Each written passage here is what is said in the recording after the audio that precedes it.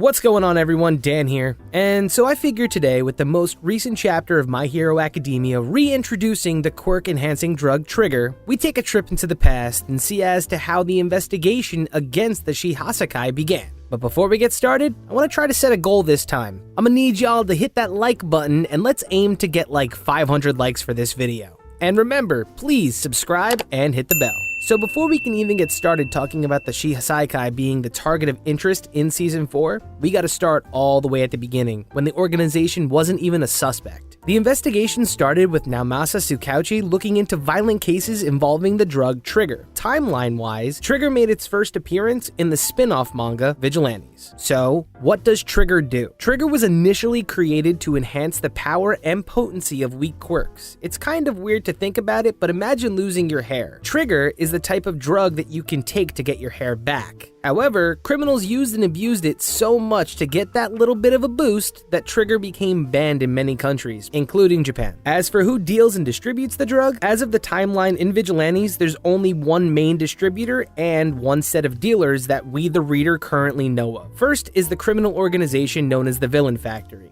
They developed their own formula of Trigger, resulting in a more raw version mixed with uppers that kind of causes the person that uses the drug to be prone to violent outbursts. So as time goes on and the drug begins to grow in popularity and in abuse, the Villain Factory organization shows a special interest in the effects caused by their brand of Trigger. So what they do, they get their agents to carry out numerous experiments with the product, distributing their version of Trigger throughout the streets, turning the average user into what police have coined impromptu villains. And the only way to tell if someone has been abusing this type of tainted trigger is that their tongue is black. So for some impromptu villains, their quirk goes absolutely out of hand, like in the case of this cat right here. The cat's quirk is apparently called Monster Cat, and after numerous doses of Trigger, it merges with a city bus and goes throughout town. Side note, I really didn't think any animals besides Nezu had quirks, but that's pretty insane once you start thinking about it that everything has quirks. I mean, animals being quirk users, I would hate to see mosquitoes. Later on, as the investigation begins to grow, the duo of Number 6 and Queen Hachisuka begin abducting some of these impromptu villains that showed particular promise. They begin performing experiments on them and turning them into even more violent versions of impromptu villains, called next level villains. By altering and enhancing their bodies, making them withstand massive amounts of Trigger, the end result leaves them drastically and indefinitely altered from the dosages. As for our minor dealers, it would be the Hata brothers. Now, prior to assisting Eraserhead in investigations, Eraserhead actually strong-armed the Hata brothers, and after tussling with them, Eraser finds out that they actually know the next level villain that he himself dealt with, his name being Kamayan. The Hata brothers confirm for Eraser that Kamayan's been missing and he's been messing around with the alternate version of Trigger that's being provided on the streets by the Villain Factory and, you guessed it, the new distributors that are on the scene, the Shie Hassaikai. At this point in the investigation, it switches over to Tsukauchi as he enlists the body mass index hero Fat Gum to stake out a crab meat shipping depot. Now, I'm not going to go too much into his quirk, but it's called Fat Absorption. But I'm also not going to just breeze over the fact that Fat Gum just showed up in Vigilantes. He plays a huge part in the Villain Factory arc, and he's a key player in the investigation against the Shie Hassaikai in My Hero Academia. Though, in Vigilantes, he happens to be the hero assisting Tsukauchi on the suspicion that Trigger is being funneled through the depot. After a long time developing their cover, what Fat Gum indeed finds out is not only are they shipping the foul Trigger from that yard, but the antagonist Number 6 is actually there helping the job get done. And afterwards, due to an anonymous tip, Tsukauchi finds out that the source of the tainted Trigger is actually coming from Onimura Pharma Corporation. And after several meetings, they finally stage a raid of Onimura the same day a party is happening with the most prolific heroes in attendance. And as the raid begins, the police suspicions are sought out to be true.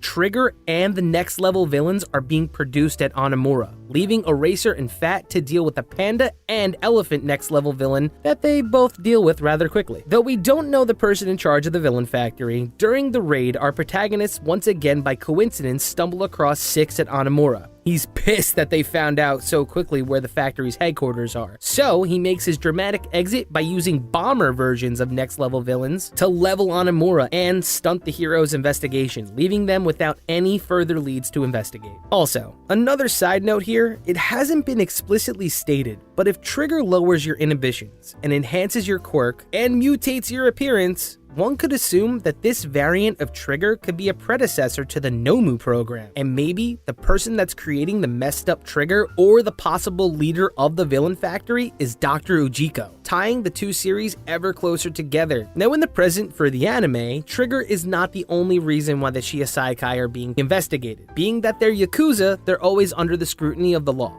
But their willingness to push Trigger and become an even bigger player in the city becomes the shoehorn for the Fat Gum Agency to become involved.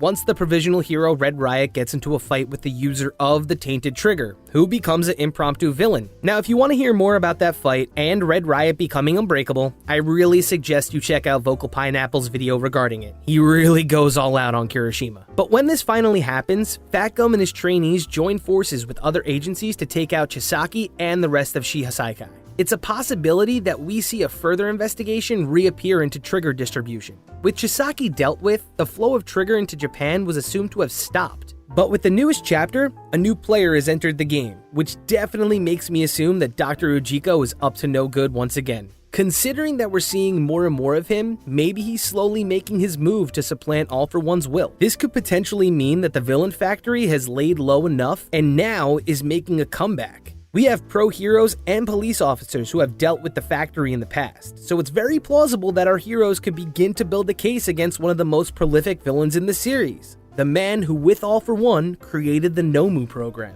I mean, it's only a matter of time before Vigilantes leaks into My Hero. But that's gonna do it for today's video. What did you guys think of this week's episode? Did Kirishima just become your favorite hero? What do you guys think of Fat Gum? And for you Vigilantes readers, doesn't it feel like the perfect time to kick off an anime spin-off? I mean, it's like right there for us. Also, thank you very much for making the Loud Cloud video so successful. You guys are the best. This is Dan, signing off. Peace.